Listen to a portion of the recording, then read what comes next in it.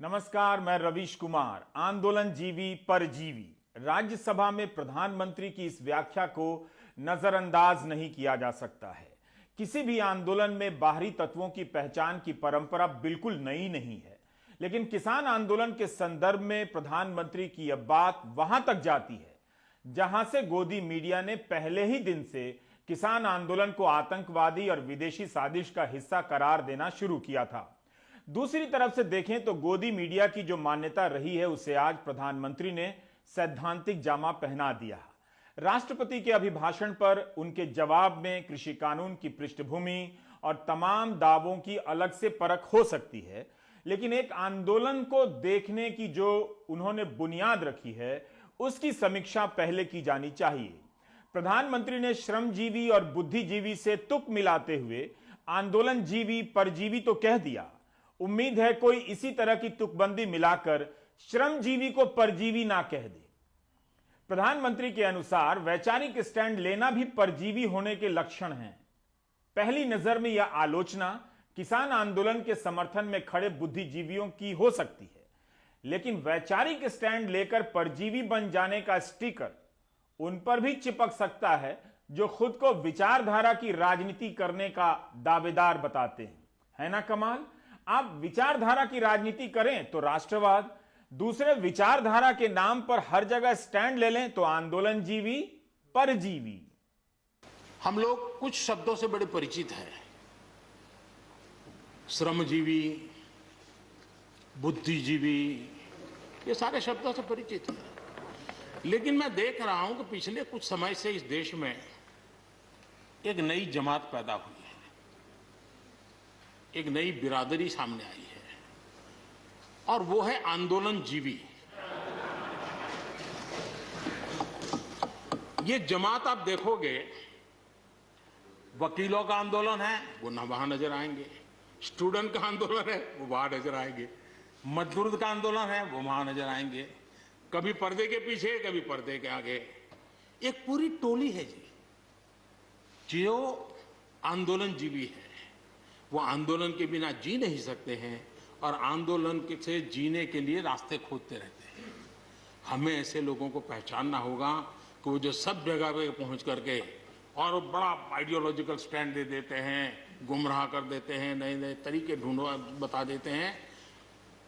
देश आंदोलन जीवी लोगों से बचे, इसके लिए हम सबको, और ये उनकी ताकत है। उनका क्या है, खुद खड़ा नहीं कर सकते चीजें, किसी की चल रही तो जाके बैठ जाते हैं, वो अपना जो जितने दिन चले चल जाता है उनका। ऐसे लोगों को पहचानने की बहुत आवश्यकता है। ये सारे आंदोलन जीवी परजीवी होते हैं।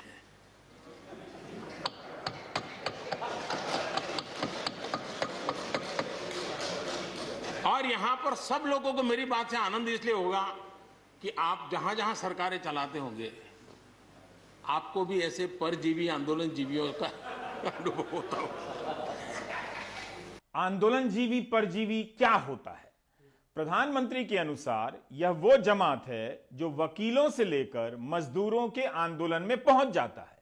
गौर से देखिए और सुनिए, प्रधानमंत्री सिर्फ आंदोलन का समर्थन करने वालों को शक के दायरे में नहीं ला रहे, बल्कि आंदोलन के होने की जरूरत को ही रिजेक्ट कर रहे हैं।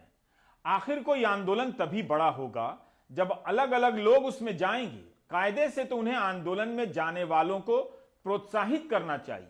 बेशक वे अहिंसा पर जोर दे सकते हैं।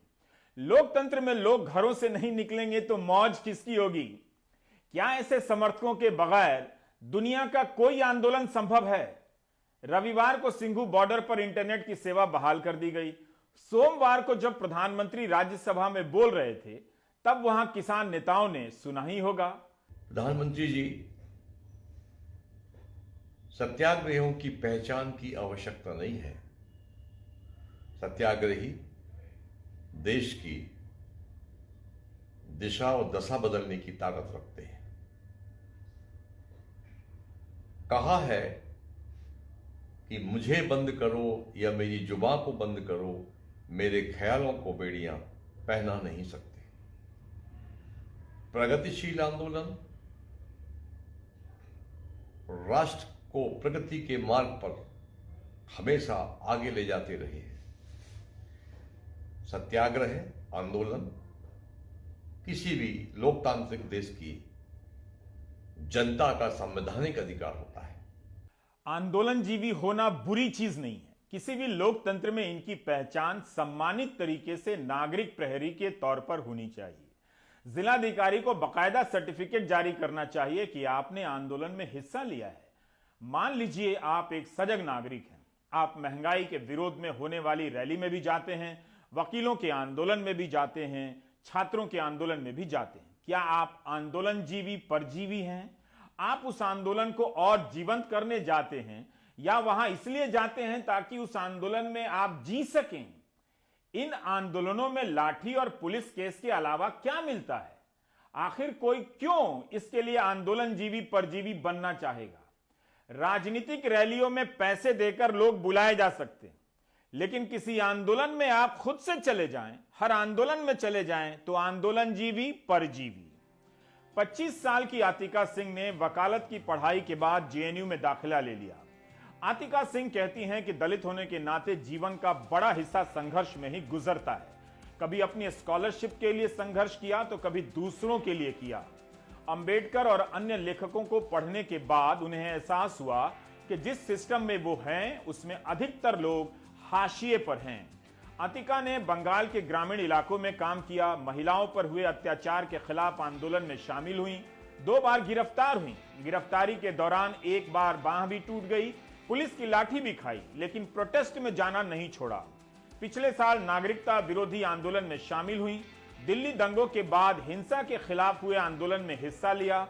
कोलकाता की जादवपुर यूनिवर्सिटी में एक छात्रा के साथ हुए यौन शोषण के खिलाफ आंदोलन में हिस्सा लिया। सेक्शन 377 के खिलाफ हुए प्रदर्शनों में भी शामिल हुई। रोहित वेमुला की मृत्यु के बाद हुए आंदोलन में बढ़ चढ़कर हिस्सा लिया। फिलहाल कृषि आंदोलन में भी बॉर्डर पर जाती हैं और आंदोलन में शामिल होती हैं। क्या आतिका सिंह आंदोलनजीवी हैं? क्या आतिका सिंह आंदोलनजीवी परजीवी हैं? एक्टिविज्म से जुड़ने का कारण ये रहा कि हर पड़ाव पे जातिगत भेदभाव व अन्य प्रकार के भेदभाव का सामना करना पड़ा, चाहे वो स्कॉलरशिप की 5 साल की लंबी लड़ाई हो या मेस में साथ बैठ के खाने की बात हो। जहाँ पे बराबरी की बात करते थे वहाँ पे हर तरीके से चुप कराने की कोशिश करी जाती थी प्रशासन द्वारा। और इस वजह से एक्टिविज्म में आए। जुड़ने के बाद ये पता लगा कि देश के हर कोने में एक निरंतर संघर्ष चल रहा है। हर अल्पसंख्यक की एक ऐसी ही मजबूरन स्थिति बना रखी है। प्रधानमंत्री ने आज जो टिप्पणी दी है, उन्होंने आंदोलन जीवियों को परजीवी बोला है, पैरासाइट बोला है। उनसे इस बात पे मेरे कुछ सवाल हैं। जितने भी 2013 से हमने देखे हैं लोग आगे आ रहे हैं, सड़कों पे बैठे हैं, धरने दे रहे हैं, उसमें महिलाएं, बूढ़े, बच्चे, हर किसी का एक इक्वल पार्टिसिपेशन नज़र आ रहा है और उनको किसी बात से असहमति है सरकार से। एक लोकतंत्र की निशानी यही होती है कि लोगों को अपनी बात कहने का, उस पर एक्ट करने का पूरा अधिकार हो। और अगर ये लोग प्रधानमंत्री को परजीवी नजर आते हैं तो ये बहुत ही जातिगत मानसिकता की एक पहचान है। प्रधानमंत्री एक साथ न जाने कितने ही आंदोलनों में शामिल होने वाले लोगों को खारिज कर देते हैं, संदिग्ध बना देते हैं। इसमें संघ से जुड़े लोगों को आप अलग नहीं कर सकते। वो भी अलग अलग आंदोलनों में शामिल होने तो जाते ही हैं। क्या वे भी कभी आंदोलनजीवी परजीवी कहलाए जा सकते हैं? बेंगलुरु में 26 जनवरी को किसान आंदोलन की सभा में नीचे बैठे यह शख्स क्या आजाद भारत में आंदोलनजीवी परजीवी कहलाए जाएंगे? कहने से पहले जान लीजिए कि कौन है। इनका नाम एच.एस. दोरेस्वामी है। इस 10 अप्रैल को 104 साल के होने वाले हैं। दोरेस्वामी 1942 के भारत छोड़ो आंदोलन में जेल गए थे। आजादी के बाद बेंगलुरु में गांधी जी से मिले थे। मैसूर ने भारत में शामिल होने से इनकार किया तो उसके खिलाफ आंदोलन किया और उसमें भी जेल गए। भूदान आंदोलन में हिस्सा लिया, आपातकाल में जेल गए, नागरिकता कानून के विरोध में हुए प्रदर्शनों में हिस्सा लेने गए। हर बड़े सामाजिक मुद्दों के प्रदर्शन में शामिल होते रहे हैं। पर्यावरण से जुड़े प्रदर्शनों में जाते ही जाते हैं।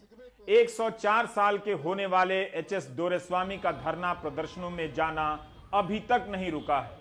वो आराम से बिस्तर पर पड़े रह सकते थे, लेकिन लोकतंत्र को जिंदा रखने के लिए जाते रहे। क्या इन्हें भी आंदोलनजीवी परजीवी कहा जा सकता है? कायदे से एच.एस. दोरेस्वामी को भारत रत्न मिलना चाहिए, नोबेल पुरस्कार मिलना चाहिए। आंदोलनजीवी परजीवी कहना बता रहा है कि प्रधानमंत्री किसी आंदोलन में लोगों की भागीदारी को कैसे देखते हैं। एक बार उन्होंने कपड़ों से देखा था, उस समय देश में नागरिकता कानून के विरोध में आंदोलन चल रहा था। भाइयों बहनों, ये जो आग लगा रहे हैं, टीवी पे उनके जो दृश्य आ रहे हैं, ये आग लगाने वाले कौन है वो उनके कपड़ों से ही पता चल जाता है। प्रधानमंत्री के भाषण का यह हिस्सा चिंताजनक है। किसी को भी सुनते हुए पहली बार में लग सकता है कि कोई शानदार बात कही जा रही है, जबकि नहीं है। आप देखेंगे कि प्रधानमंत्री राज्य की तरफ से हुए जबरदस्ती और हिंसा के प्रदर्शन की कोई बात नहीं करते हैं। उनकी चुप्पी उन्हें उसके साथ खड़ा कर देती है। कम से कम उन्हें अपने भाषण में इस रेखा को साफ साफ रखना चाहिए था। संयुक्त किसान मोर्चा का दावा है कि किसान आंदोलन में अब तक 214 किसानों की मौत हो चुकी है। बुजुर्ग किसानों की तकलीफ पर द्रवित प्रधानमंत्री का दिल 214 किसानों की मौत पर द्रवित होने से रह गया। यही नहीं, जब किसानों को दिल्ली आने से रोका गया, आने के रास्ते में गहरी खाई खोद दी गई, भीमकाय बोल्डर लगा दिए गए और बैरिकेड पर कटीली तारें। 2 महीने बाद जब दिल्ली की सीमाओं पर कीले गाड़ दी गई, कटीली तारों का जाल बिछा दिया गया, 13 तरह के लेयर के बैरिकेड बना दिए गए और आंदोलन स्थल के आसपास इंटरनेट सेवाएं बंद कर दी गई, तब प्रधानमंत्री ने यह नहीं कहा कि क्या शास्त्री जी होते तो ऐसा होने देते। उन्होंने कानून बनाने की चुनौती की तुलना शास्त्री जी के समय से कर डाली, लेकिन क्या शास्त्री जी के रहते उनके शासन का राज्य किसानों के सामने कीले गाड़ता, कटीली तारों का जाल बिछाता? प्रधानमंत्री के भाषणों में फूल तो थे, लेकिन वो कागज के फूल थे। जो कांटे थे वो दिल्ली की सरहद पर लगे थे। प्रधानमंत्री ने किसी आंदोलन को देखने का एक महत्वपूर्ण वैचारिक हस्तक्षेप किया है। यह इतना साधारण हस्तक्षेप नहीं है। गोदी मीडिया जिस नजरिए से किसानों को देख रहा था, बीजेपी के सांसद और नेता, यहां तक मंत्री भी वही भाषा बोलने लगे। उस भाषा की प्रधानमंत्री ने आलोचना नहीं की, लेकिन किसान आंदोलन के एक हिस्से की उनकी आलोचना में उसी भाषा की झलक मिलने लगी। बस शब्द दूसरे थे, आंदोलनजीवी परजीवी। 2012 के साल में जब निर्भया के इंसाफ के लिए यही जमात रायसीना हिल्स के सीने तक पहुंच गई थी, अव्वल तो आज यहां तक किसी को आने नहीं दिया जाएगा, और लोग चले भी गए तो गोदी मीडिया के एंकर स्टूडियो से गोली मार देने के नारे लगाएंगे। यहां जो लोग आए थे वही थे जो हर तरह की नाइंसाफी के खिलाफ सड़क पर निकल पड़ते हैं। उनके निकलने के बाद वो भी आ गए जो कभी किसी आंदोलन में नहीं आए। 76 दिनों से किसान दिल्ली की सीमा पर हैं। दिल्ली आने की इजाजत नहीं मिली, यह सब अब सपने जैसा लगेगा। रामलीला मैदान में किसानों के आने की इजाजत नहीं दी गई, लेकिन तब रामलीला मैदान में हफ्तों अन्ना आंदोलन चलता रहा। इस आंदोलन में हर तरह के लोग गए, और वो भी जो हर तरह के आंदोलनों में जाते रहे। तब तो इन्हें किसी ने आंदोलनजीवी परजीवी नहीं कहा। कई जानकार तो यह भी लिखते हैं कि इस आंदोलन को संघ ने सपोर्ट किया पीछे से। क्या प्रधानमंत्री के अनुसार तब संघ ने आंदोलनजीवी और परजीवी का काम किया होगा? नागरिकता कानून के विरोध में जब दिल्ली में आंदोलन हो रहे थे, तब उन्हें गोली मारने के नारे कौन लगा रहे थे? बीजेपी के लोग लगा रहे थे। ऐसे लोगों को आज तक प्रधानमंत्री ने परिभाषित नहीं किया, जिस तरह से आंदोलनजीवी परजीवी को परिभाषित किया है। यही नहीं, विदेशों में मिल रहे इस आंदोलन के समर्थन को भी उन्होंने एक नया टर्म दिया है। उसी प्रकार से एक नया मैं चीज देख रहा हूं। देश प्रगति कर रहा है, हम एफडीआई की बात कर रहे हैं, फॉरेन डायरेक्ट इन्वेस्टमेंट, लेकिन मैं देख रहा हूं इन दिनों एक नया एफडीआई मैदान में आया है। ये नए एफडीआई से देश को बचाना चाहिए। एफडीआई चाहिए, फॉरेन डायरेक्ट इन्वेस्टमेंट, लेकिन ये जो नया एफडीआई नजर का आ रहा है, ये नए एफडीआई से जरूर बचना होगा। और ये नया एफडीआई है foreign direct destructive ideology, foreign destructive ideology. और इसलिए इस एफडीआई से देश को बचाने के लिए हमने और जागरूक रहने की जरूरत है।